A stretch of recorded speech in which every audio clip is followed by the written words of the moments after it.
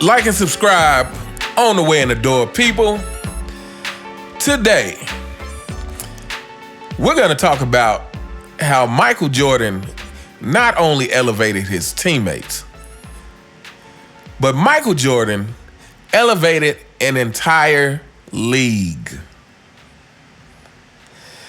And before we get started with this video was actually inspired by a viewer who left this comment. I'm gonna read a couple of comments, actually. First comment, and this is the comment that actually inspired this video. Shout out to at Michael Schofield 6563. And he says, Jordan not only elevated his own teams, but an entire league. He didn't flop. He didn't load manage. He didn't team hop and team stack. He did it the right way, and the league grew exponentially, which allows certain ungrateful scabs today to profit. Well said. And again, shout out to at Michael Schofield 6563. Great comment. And thanks for tuning in to the channel. And I'm going to read one more comment. And by the way, this came from my Michael Jordan versus LeBron, who elevated their teammates video. Second comment I want to read. And I love this I love this username. Second comment I want to read is from at the disease is the cure. And he simply said, Jordan elevated role players. LeBron diminished all-stars. Fanboys, hey, y'all might want to stay off my channel. Fanboys, y'all might want to stay off my channel. It's getting brutal over here. Facts. Again, shout out to at the disease is the cure. So let's talk about this. Because, again, at Michael Schofield 6563 says Michael Jordan elevated a whole league. And that, my people, is facts. Michael Jordan didn't just elevate his teammates, but the entire NBA was elevated because of one player. First of all, obviously, I've said this in many videos and I will continue to say it. Michael Jordan drew in the non-basketball fans. He drew in the non-basketball fans through his graceful in-air acrobatics, through his will that was unbreakable, through his intensity on the court. And I always have to say, Michael Jordan made the impossible seem possible. And I think that inspired people on so many levels, They're not just basketball players. I think that's also why regular people liked him, because you can apply that to your life. He made, like I said, he made the impossible seem possible, which is why we do the whole, this person is the Michael Jordan of kind of thing. But outside of that, let's just talk about the competition at a time when the league was very competitive. And I almost want to say the most competitive, simply because Michael Jordan was in it. It makes me want to say the 90s was the most competitive because to me, that is part of how he elevated the league, because now everybody has to live up to the Jordan standard. Other teams knowing that, hey, if we want to beat this guy, we have to be playing flawless. Even Isaiah Thomas himself said this. But most recently, and I don't know how old the interview is, but I'm sure a lot of y'all have seen the interview where it's Isaiah, Joe Dumars, Steph Curry, and Klay Thompson sitting down. And Joe Dumars talks about this. He said, this may seem strange, but that is the one game that I really look forward to, because if you're a competitor, you want someone who brings out the best of you. And he was like, with Jordan, any slip up, any mistake, he's gonna take advantage of it. Like you had to be keenly locked in. And to me, this is the effect that if you listen to multiple players talk about playing against Michael Jordan, there's an interview with J.R. Ryder where he's talking about the difference between Mike and Kobe. And he talks about, with Michael Jordan, you got to make sure you get good sleep the night before, and eating the right things is like a whole thing. Another person, Vernon Maxwell, recently on the Gilbert Arenas podcast. I can't remember, maybe it was on the No Chill Gil one. I know he got a couple. But anyway, talking about guard Michael Jordan, it's like, man, sleepless nights. Thinking about what you got to go through the next day to guard this dude. And so Michael Jordan elevated the play of everyone, and, for me, I always, the Chicago versus New York Knicks battles will always hold a special place in my heart, because you talking about intensity oh my goodness, the intensity in those games was just off the charts. And and even I know we all remember the dunk that John Starks got coming along the baseline, and I don't really say he dunked on Mike, but Mike was in the picture. And who was it? Was it Mike and Horace Grant in the picture?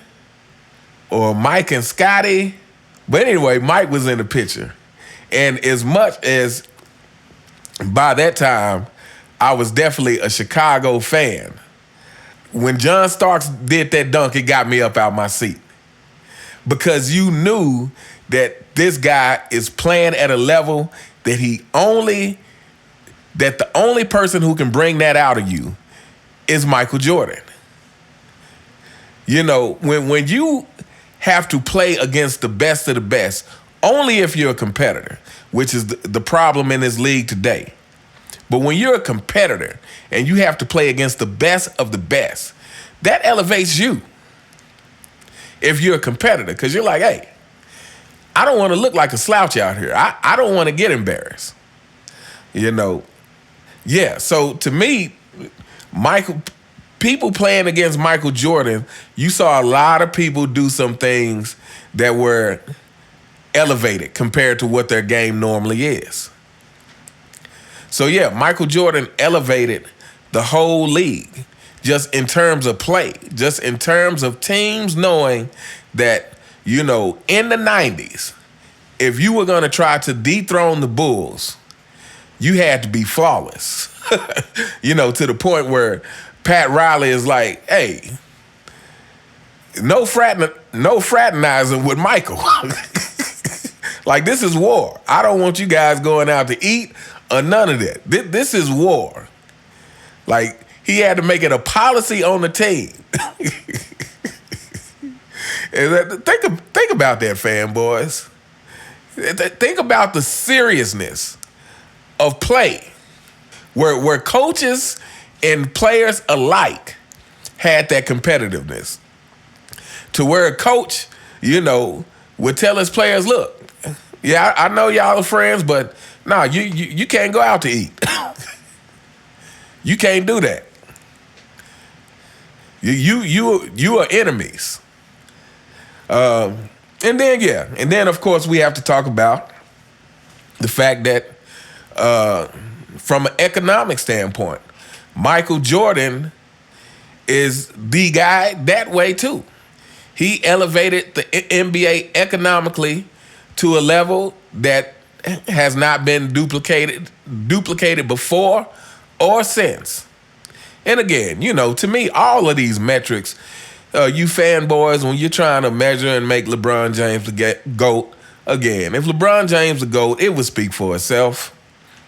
If LeBron James was truly that guy on the court, if he was truly that guy on the court, you wouldn't have to convince people. Not the majority of people. The majority of people would see it if he was truly that guy on the court. He wouldn't have to convince people. Clutch Sports wouldn't have to convince people. You wouldn't have to have Rich Paul going on shows talking about his antlers, which is great because, yeah, shout out to the deer. But yeah, the way he raised the NBA economically is unmatched. I mean, for those of you who grew up in the 90s, and shout out again, y'all can just drop confirmation in the comments. Let these young kids know that wearing jerseys in the 90s was standard practice. Like, it's amazing to me that that you guys could think LeBron is the GOAT, but he hadn't influenced the culture in that kind of way. It's like when I'm out and I see young kids, I don't see a lot of NBA jerseys.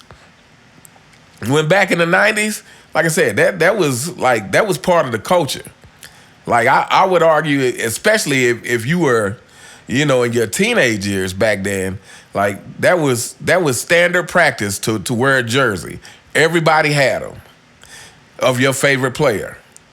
It didn't even have to be Michael Jordan. But like I said, he increased the economics of the NBA so high that just you were going to support your favorite player, and everybody had the jerseys. It could be Michael Jordan. It could be a Magic jersey. It could be it could be a Karl Malone jersey. It could be a Reggie Miller jersey. It could be a Latrell Sprewell jersey. It could be Alonzo Mourning jersey.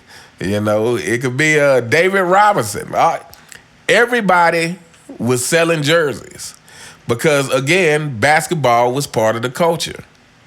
Because Michael Jordan made it that way. And then, he helped make it popular outside of the United States. And again, this fanboys, this is all stemming from how Michael Jordan played the game. Again, Michael Jordan not only elevated his teammates, but he elevated everything that surrounded the game of basketball was elevated because of Michael Jordan. Anything that had to do with basketball was elevated because of Michael Jeffrey Jordan. It's that simple. I know it's hard for you guys to believe, and it's hard for you guys to understand. And but I will say this, to you fanboys, if you didn't grow up watching Michael Jordan, then you have no clue. So what you are speaking on doesn't have any merit. Again, this is why I like, for people who don't have Michael Jordan as the GOAT and have older players as their GOAT, I don't argue with them because I'm like, hey, I didn't grow up watching Wilt. I wasn't back then. I can't appreciate the full scope of his game if I didn't watch it in person. If I wasn't there in real time during the era that it was happening, there's a lot of things that you're gonna miss. For people, when I started seeing Bird and Magic, I was young. So it's like I like basketball, but I didn't see the full scope of their career. But I saw enough of it to understand what I was watching and how great it was. But for people who have Bill Russell and some Elgin Baylor, Oscar Robertson, and people like that, I'm not going to argue with them. I didn't see it. So to me, for me to argue, I can look at the stats and make some rough, relatively educated guesses. But again, seeing is believing. So yeah, I don't argue with people if I haven't witnessed it with my own eyes. But what I will say is this: fanboys, pay attention. What I will say is this: is Michael Jordan, whether you have him as the GOAT or not, the reason why I believe that he is truly the GOAT is because the majority of people from all eras says so. Now think about that. The majority of people from all eras. So there are some people who grew up watching Oscar Robertson and whatnot who don't have Michael Jordan as the GOAT. But there's a lot of people who do, who grew up during that era, who still has Michael Jordan as the GOAT. And to me, that's when you really got to take notice, fanboys.